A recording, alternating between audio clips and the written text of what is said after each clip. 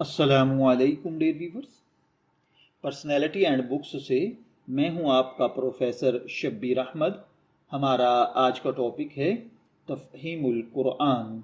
Dear viewers, آج کی اس خصوصی ویڈیو میں ہم ایک ایسی عظیم دینی کتاب کا تفصیلی جائزہ لینے جا رہے ہیں جس نے بر صغیر ہی نہیں بلکہ پوری دنیا میں قرآن فہمی کے انداز کو بدل دیا، اور یہ کتاب ہے تفہیم القرآن، جسے تحریر کیا ہے عظیم مفکر اسلام ابو العلا مودودی نے۔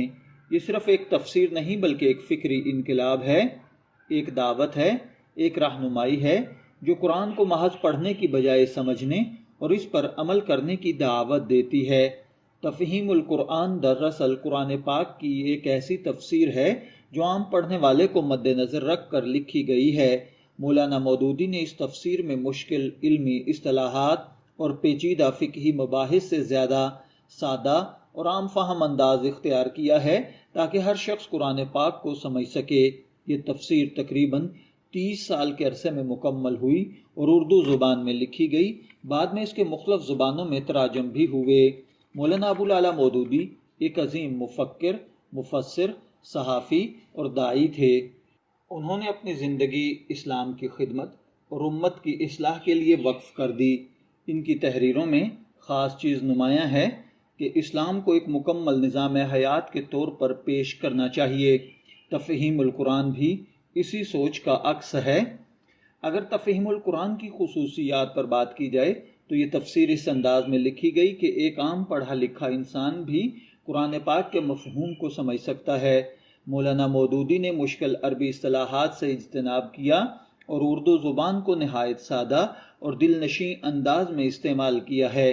تفہیم القرآن کی سب سے بڑی خوبی یہ ہے کہ یہ سورہ کا آغاز اس کے پس منظر، زمانہ نزول اور مرکزی موضوع سے کیا جاتا ہے۔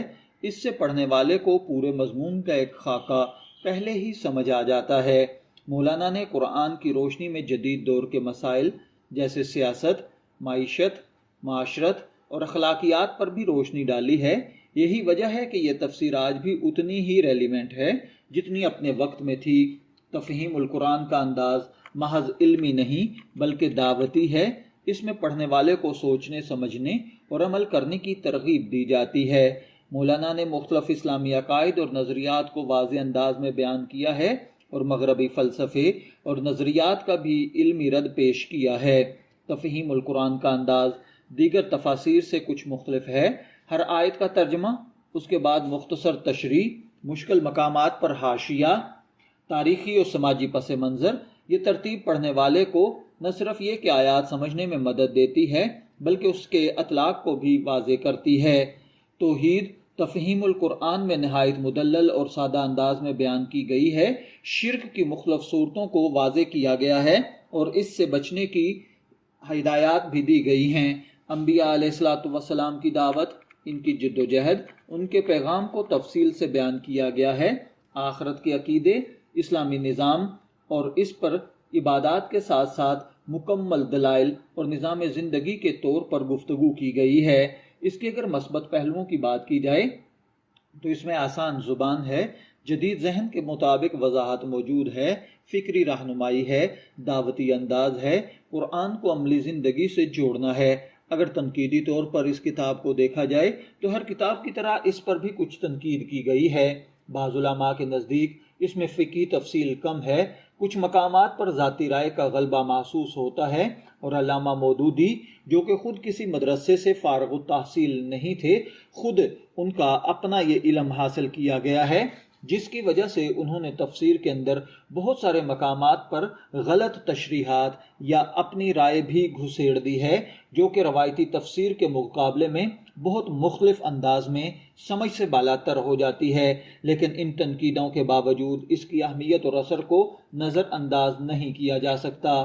تفہیم القرآن نے دنیا میں لاکھوں لوگوں کو متاثر کیا، کئی زبانوں میں اس کے ترجمے ہوئے، یونیورسٹی کی سطح پر اس کا مطالعہ عام ہے، دعوتی طریقوں سے اور تحریکوں میں یہ استعمال کی جاتی ہے۔ آج کے دور میں جب ان فکری انتشار ہے، لوگ دین کو یا تو بہت محدود سمجھتے ہیں یا بہت پیچیدہ۔ ایسے میں تفہیم القرآن ایک بیلنسڈ تعریف اور تفسیر ہے۔ یہ بعض ایسی باتیں ہمیں سکھاتی ہے کہ اسلام صرف عبادات نہیں بلکہ اسلام ایک مکمل ضابطہ حیات ہے۔ قرآن آج بھی اتنا ہی ریلیونٹ ہے جتنا نزول کے وقت تھا۔ اگر ہم خلاصہ کریں تو تفہیم القرآن ایک ایسی تفسیر ہے جو قرآن کو آسان بناتی ہے، زندگی سے جوڑتی ہے، سوچنے پر مجبور کرتی ہے، عمل کی دعوت دیتی ہے۔ یہ صرف ایک کتاب نہیں بلکہ ایک فکری تحریک ہے۔ ڈیئر ویورز، اگر آپ واقعی قرآن کو سمجھنا چاہتے ہیں، اس کے پیغام کو اپنی زندگی میں نافذ کرنا چاہتے ہیں تو تفہیم القرآن آپ کے لیے ایک بہترین انتخاب ہے۔ اگر آپ نے یہ کتاب پڑھی ہے تو کمنٹس میں اپنی رائے ضرور دیں، اور اگر نہیں پڑھی تو آج ہی اس کا آغاز کریں۔ اگر آپ کو یہ ویڈیو پسند آئی ہو تو لائک کریں، چینل کو سبسکرائب کریں اور اس ویڈیو کو دوسروں تک شیئر کریں۔ اجازت دیجیے، پھر ملاقات ہوگی کسی نئے ٹاپک کے ساتھ۔ تب تک کے لیے اللہ حافظ۔